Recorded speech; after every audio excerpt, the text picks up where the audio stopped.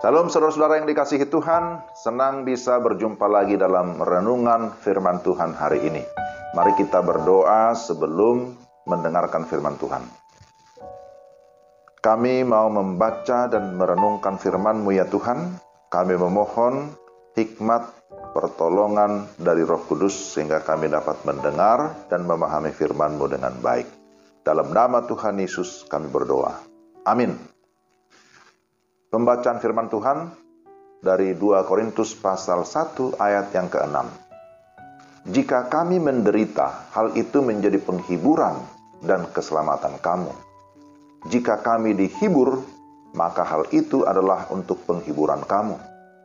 Sehingga kamu beroleh kekuatan untuk dengan sabar menderita kesengsaraan yang sama seperti yang kami derita juga. Demikian 2 Korintus 1 ayat yang ke-6. Tema renungan kita, dalam penderitaan ada penghiburan.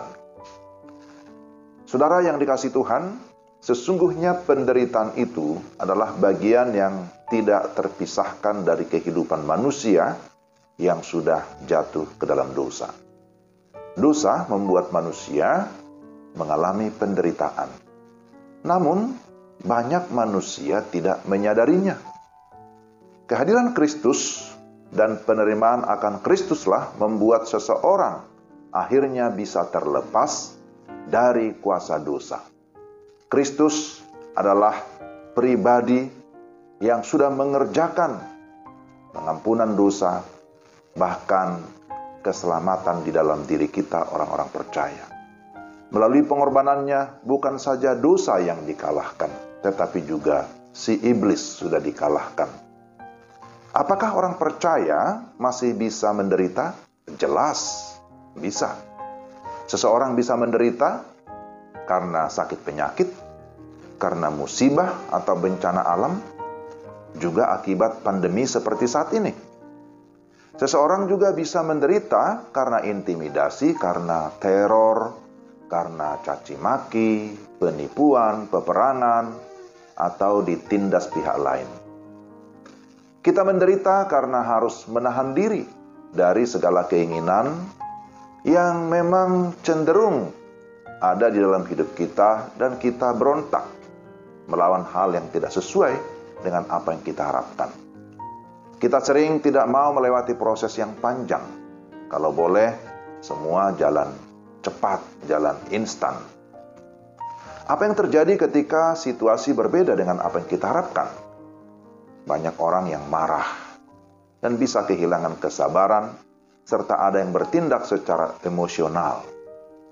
Untuk itu karakter kesabaran sangat dibutuhkan, agar kita dapat menahan diri, sehingga kita tidak jatuh ke dalam dosa.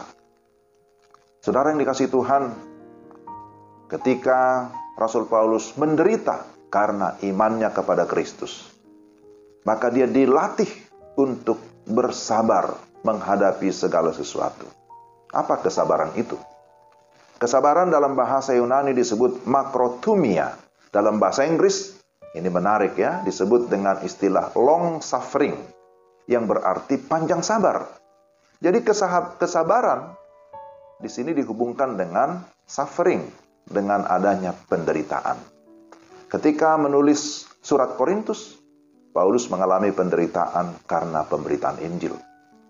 Sekalipun banyak jemaat Korintus tidak menghargainya, namun Paulus tetap kuat dan bertahan. Apa rahasianya? Bahwa dia tetap memandang kepada Kristus yang telah lebih dahulu menderita, bahkan mati disalibkan untuk menanggung segala dosa manusia. Jadi, di dalam penderitaan tetap ada penghiburan ketika kita memandang kepada Kristus. Amin. Penderitaan tidak membuat dia lemah dan putus asa, tetapi justru dia mengalami penghiburan yang melimpah dalam Kristus. Paulus memang menderita, tetapi hal itu tidak seberapa jika dibandingkan dengan keselamatan yang ajaib yang dia sudah miliki. Dia juga terhibur karena dalam penderitaannya dia dapat menghibur orang lain. Dia mampu melihat bahwa di balik penderitaan karena iman kepada Kristus, ternyata ada kemuliaan yang menanti. Ini adalah penghiburan yang ilahi. Saudara yang dikasihi Tuhan, sabar sering berujung pada penderitaan. Tetapi ingatlah, penderitaan pasti ada batasnya.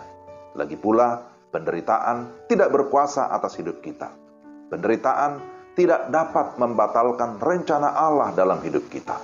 Penderitaan bahkan kematian pun tidak akan pernah bisa memisahkan kita dari kasih Allah dalam Kristus Yesus. Saya kira ini penghiburan bagi kita.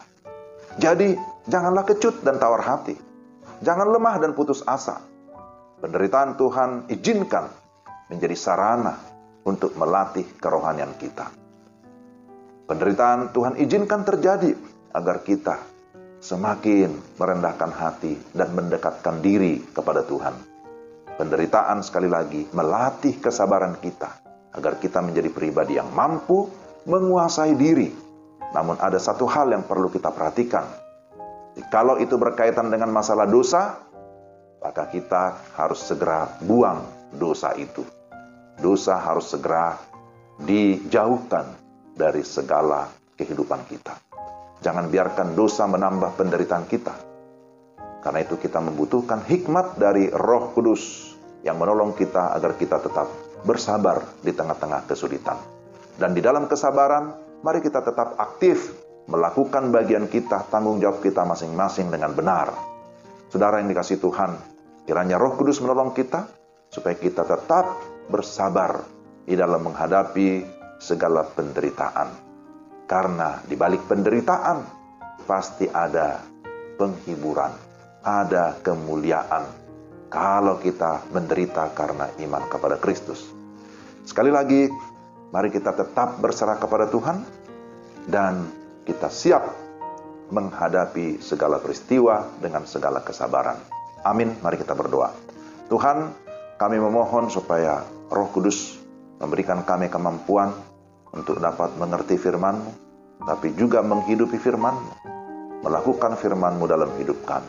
Dalam nama Tuhan Yesus kami berdoa. Amin. Sampai di sini renungan kita hari ini.